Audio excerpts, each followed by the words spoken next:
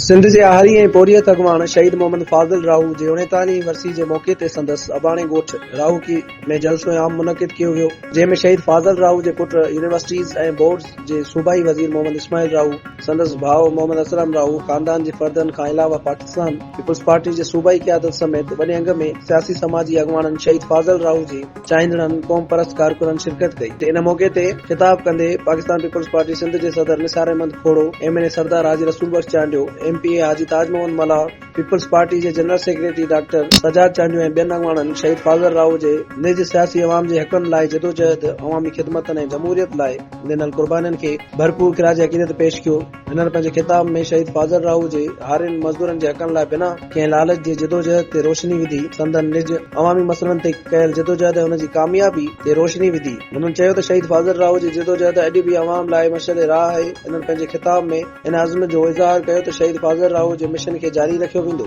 ऐं अवामी हक़नि, जमहूरियत ऐं आइन जी बालादस्ती लाइ जदोजहद खे वधीक तेज़ कयो वेंदो। सोच आहे जेका हुनखे सॼे सिंध जो लीडर करे छॾियो, इहा हुनजी जदोजहद अमली जदोजहद हुई। इहा आहे त शहीद जे हिन वर्सीअ में सॾ में सॾ ॾेई असीं सभु